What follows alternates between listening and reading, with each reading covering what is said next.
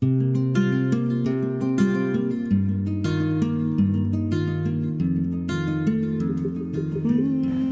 43 años, fue secretario de Derechos Humanos de la Nación, en un momento, a mi juicio, de un tiempo en el cual los derechos humanos en Argentina ocuparon el centro de la escena, fueron parte de la agenda cotidiana y fue parte, digamos, de una etapa, de una gestión en la que se logró llevar no solo de la agenda, sino a una política de Estado, lo que tiene que ver con la memoria, la verdad y la justicia. Hola Martín, bienvenido, gracias por aceptar la invitación. No, por favor, un gusto Luis, gracias. Gracias a vos por invitarme. Yo te presentaba diciendo este punto de tu trayectoria, ¿sí? Cuando fuiste secretario de Derechos Humanos de la Nación, pero tu actividad y tu vinculación con la lucha por los derechos humanos no empieza ahí, sino que arrancaste muy jovencito, ¿no? Sí, arranqué casi al mismo tiempo que cuando empezaba a tener conciencia de la dimensión de la tragedia propia, de la familiar.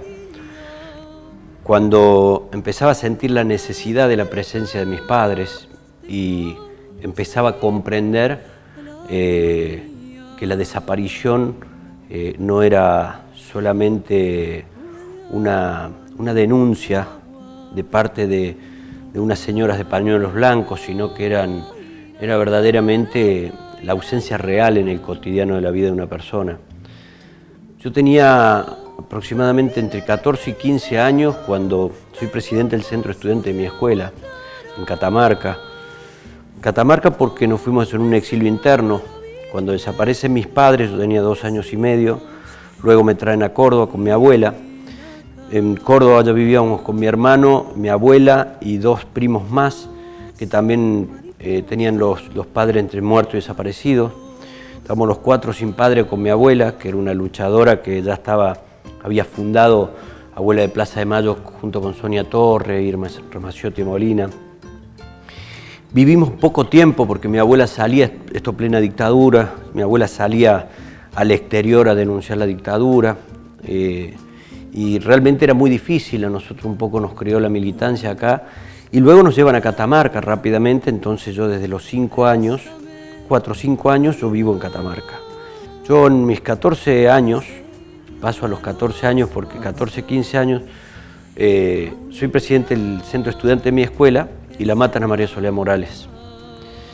Nosotros éramos de la misma generación, entonces rápidamente nos incorporamos los presidentes de los centros de estudiantes y armamos la JUCA, la Juventud Catamarqueña de Estudiantes Secundarios, y nos sumamos de una forma organizada y muy fuerte a las marchas del silencio. Y ahí empezamos, en las marchas del silencio, y empecé ahí de alguna manera a desandar un camino de silencio y empecé yo mismo a construir mi propia experiencia ya como un sujeto político que se incorporaba a la vida política a partir de una tragedia o de otra tragedia, ¿no?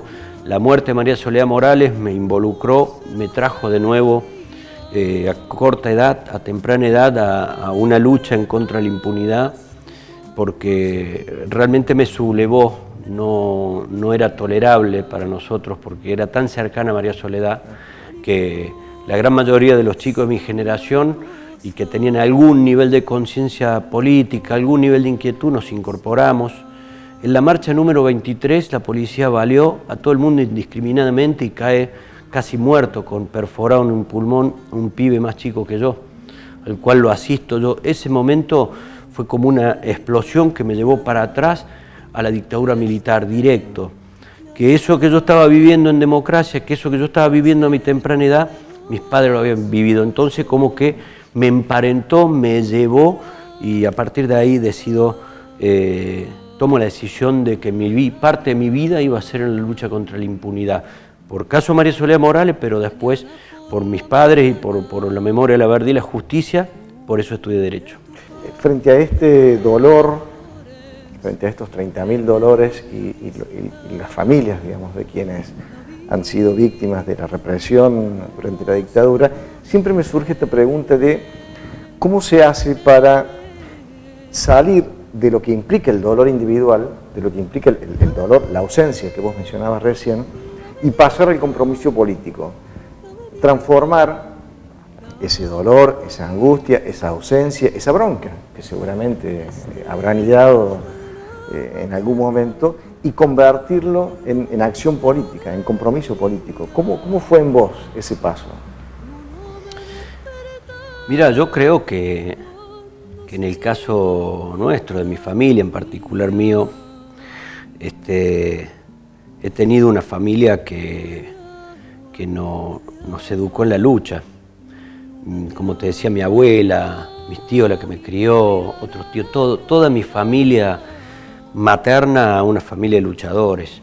Y nosotros de muy chicos, te digo, yo recuerdo estar en los hombros siempre de alguien, algún hombre, de algún varón, en la Plaza San Martín, días de lluvia, dando vuelta en la plaza. Recuerdo cuando yo debo haber tenido 3 años y medio, 4 años, y la metieron presa a mi abuela y fue un escándalo, y yo era muy chiquito. Y mi abuela era una gran luchadora. Y después me llevan a Catamarca y tenía otra que era mi tía Mirta, la que me crió como su hijo, y también era otra gran luchadora en Catamarca, como la principal referente, y también defensora de los derechos humanos. Y eso, en mi caso, yo creo que ante esa pregunta fue como lo inverso, ¿no? Fue como que primero estaba el instinto de la lucha por los derechos, y de alguna manera la existencia de ese patrimonio familiar ya me permitió agarrarme de él como una herramienta ante la ausencia. Siento que primero conocí la lucha que el dolor. No sé si me explico. Lo vi, lo veía en ellas, y yo todavía no era del todo consciente de la angustia, y cuando fui consciente de la angustia, de la tragedia, me aferré a la lucha. Entonces fue como un bastón que tuve cuando estaba inválido, ¿no? Y la verdad que me hizo muy bien, porque me encontré con los pares, y esos pares me llevaron a comprender que la tragedia no era solamente a mí, era la tragedia de un país, y entre todos pudimos elaborar que esa tragedia de un país, ¿sí?, debía ser resuelto por el país y no por alguno. Entonces necesariamente la lucha era colectiva, y a nosotros nos hizo muy bien fundar Hijos. Yo estuve en la fundación de Hijos, y ahí donde más se catalizó ese proceso de lo individual a lo colectivo, de abrazarnos y decir acá estamos, somos los hijos de ellos, y pasar de la crítica por la ausencia al orgullo y a la comprensión hacia ellos, ¿no? Porque no hay nadie, ningún hijo desaparecido, ningún hijo asesinado que pasó lo que nos pasó, que no haya sido crítico un poco en algún momento cuando los necesitamos, ¿sí? Pero ni siquiera teníamos una tumba donde ir a criticarlos, ¿no? Entonces también, bueno,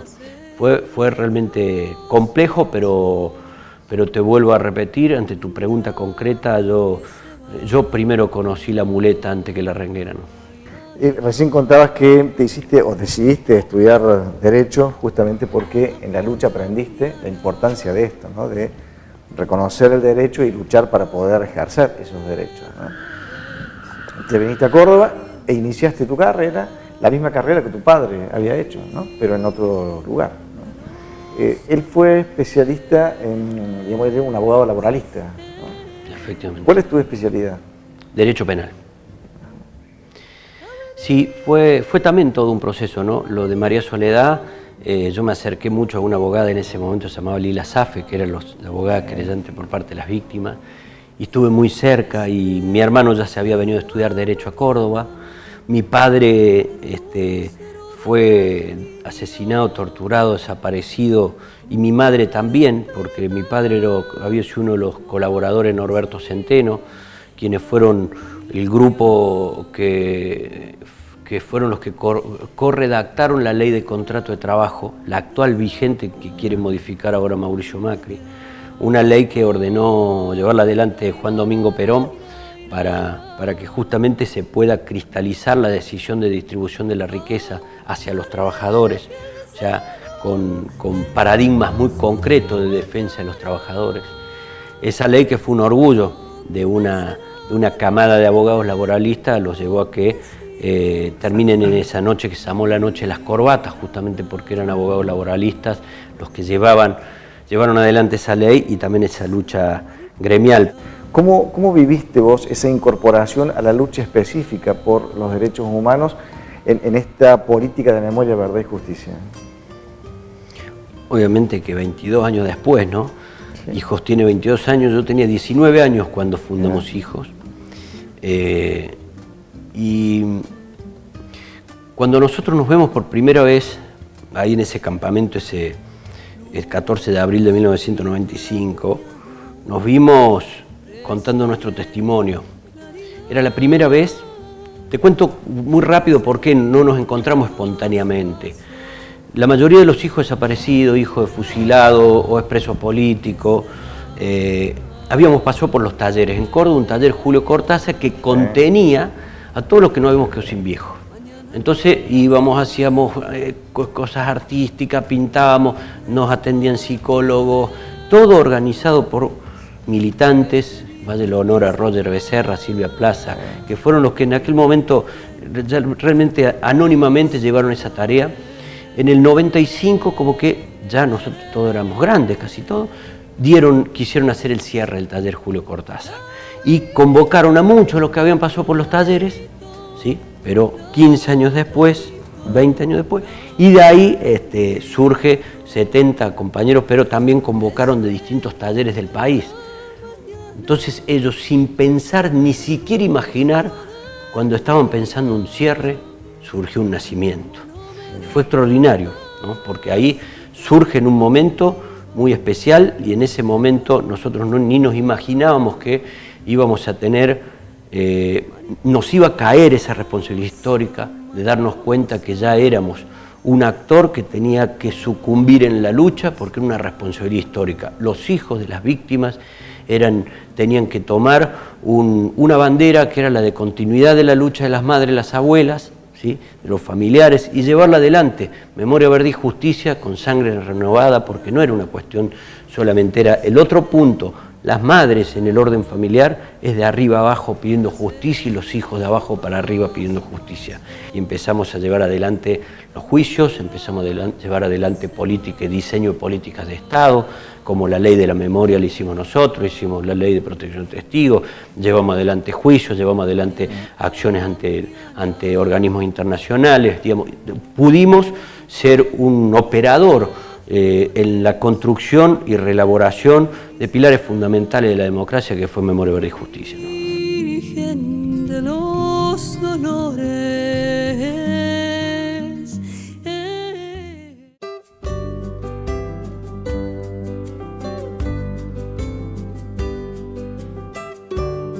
La experiencia de Memoria, Verdad y Justicia, desde el punto de vista de Estado, era una responsabilidad que teníamos que llevarlo a otra experiencia de otros miles y millones de argentinos que si bien no fueron víctimas del terrorismo de Estado, fueron víctimas de la pobreza y fueron víctimas de las injusticias y la segregación y exclusión del sistema. Y el mayor esfuerzo, la mayor dedicación que yo le puse fue para poder aprovechar esa experiencia, ese modelo de Estado, Memoria, Verdad y Justicia, para llevarlo a la ampliación de derechos e inclusión social. Hoy mi principal lucha es la inclusión social, porque creo que muchos quedamos afuera del sistema, muchos fuimos parias, porque perdimos nuestros viejos en distintas luchas, porque nos tocó vivir en la pobreza, porque nos costó mucho la vida, pero sin embargo tuvimos posibilidad de acceso a la cultura, a la educación y al amor. Hay muchísimos otros que ni siquiera tienen ni tuvieron esa oportunidad de vivir una vida, como la verdad la pude vivir yo, la pude desarrollar, y que creo que el Estado tiene que estar en ese lugar. Y cuando yo asumí con muchísimo esfuerzo, me caminé todos los pueblos originarios, la lucha por la igualdad de género, las nuevas reivindicaciones de estos tiempos en materia de derechos humanos, era el principal objetivo, sin descuidar la tarea que se había iniciado en materia de memoria, verdad y justicia. Se puede ser funcionario y ser honesto.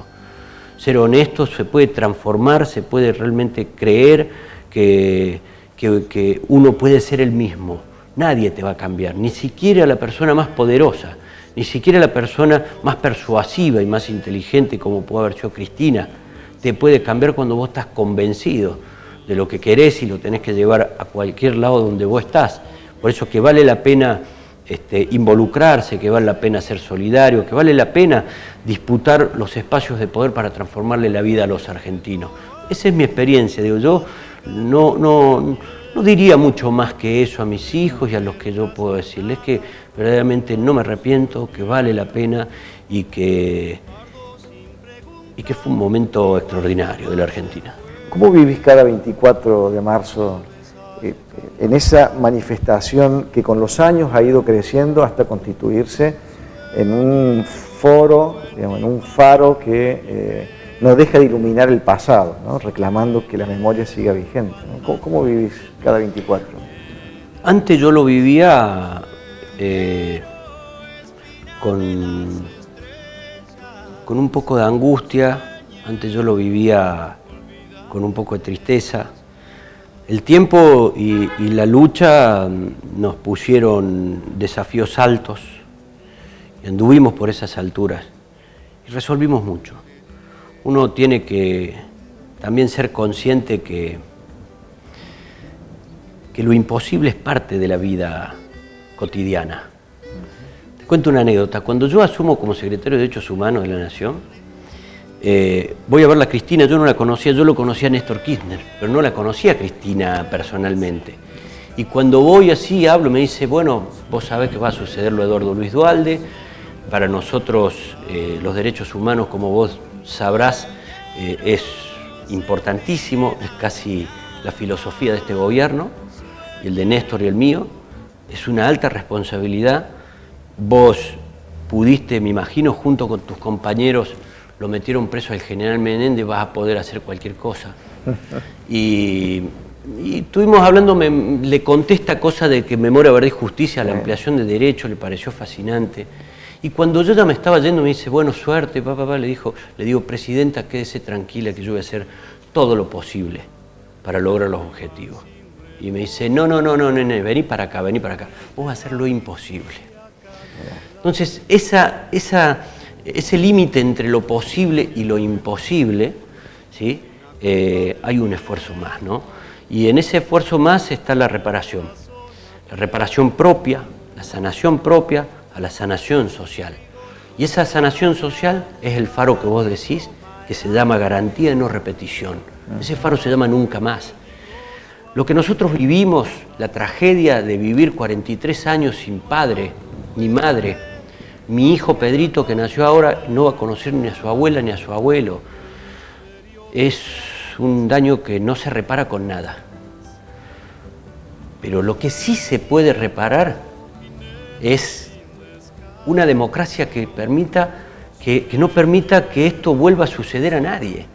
Y eso es una sanación, eso es una tranquilidad para quienes luchamos por esto, que somos miles, no hay acá muchos iluminados. Yo creo que las madres, las abuelas y después algunos que le pusimos mucho el cuerpo, las historias, fue un trabajo colectivo, y otros que terminamos en lugares de mayor importancia, ¿no? Pero que el cuerpo, el sentimiento, el amor ha sido el mismo. Yo creo que lo que se ha logrado, el pueblo argentino logró para con la Argentina, y a mí que me tocó ser de alguna manera la máxima autoridad del gobierno con mayor voluntad política de reparar la historia en materia de impunidad, he viajado por todo el mundo viendo las experiencias, y Argentina, el caso argentino es un caso inédito en todo el mundo. Y lo que logramos como Argentina, y no estoy hablando solamente del gobierno nuestro, estoy hablando desde el juicio a la Junta, pasando por la justicia transicional que cayó, ley de obediencia vida, punto final, los indultos, la memoria histórica, los juicios por la verdad histórica, etcétera, etcétera. Después vinieron todos los juicios. ¿Sabés dónde se ve todo ese proceso? cuando intentan meter un 2x1 y hay millones en la calle. Ahí donde esté ese faro que vos decís que va del pasado al presente, iluminándonos, pero es la gente la que ha comprendido que la memoria, la verdad y la justicia debe ser parte de nuestro cotidiano, no solamente de las políticas de Estado. Entonces yo cada 24 de marzo ya no tengo la tristeza y la angustia que tenía antes, porque siento que estuvimos a la altura de las circunstancias, porque siento que hoy los puedo mirar a los desaparecidos, a donde estén, y decirle, pudimos como sociedad, los abrazamos, logramos, estén en paz donde estén. Es parte de nuestra responsabilidad y nuestro amor encontrar en donde estén, rescatarlo de la desaparición y traerlos nuevamente a la muerte, pero al amor en donde nosotros querramos que ellos descansen en paz. Nosotros sabremos que no ha pasado generaciones y generaciones y que nos quedamos de brazos cruzados, atravesados, inmovilizados por el temor. Hemos logrado cruzar todas esas barreras y el Día de la Memoria es un día de reflexión. El Día de la Memoria es un día en el cual nosotros cada 24 de marzo miramos lo que falta, miramos lo que logramos y también tenemos que tener la generosidad, tenemos que tener la solidaridad de mirar un poco más de lo que es solamente la tragedia del pasado y siempre ir a cruzar ese puente porque hay mucha, pero mucha gente que nos espera y nos espera para que nos abracemos y esa es la verdadera reconciliación entre los argentinos. Es mentira esa reconciliación ficticia que quieren figurar. La verdadera reconciliación es de abajo para arriba, con abrazos, embarrándose, comprendiendo, poniéndose en el lugar del otro. Entonces, bueno, ahí es donde creo que cada 24 de marzo aparece una foto de quien la democracia lo asesinó, lo mató, como Santiago Maldonado, como Rafael Nahuel, como David Moreno, como, digamos, tantos crímenes que la misma democracia se lo debe reparar. Entonces, cada 24 de marzo dialogamos con la agenda del futuro que nos falta para ser mejores como sociedad, ¿no? Martín, muchísimas gracias por venir, por compartir este espacio y sobre todo por abrirnos a nosotros, a la audiencia, desde tu experiencia, desde tu historia, que tiene este dolor y que tiene también este compromiso que ha quedado patente. No, muchas gracias por invitarme, me sentí muy cómodo, gracias. Se llama Martín Fresneda y su compromiso, su voluntad, su lucha, como la de tantos, ha sido responsable en buena parte de que la política de derechos humanos en este país haya alcanzado el nivel que hoy tenemos, a pesar de los intentos de retrotraerla a otros tiempos. Vamos a la pausa, ya volvemos.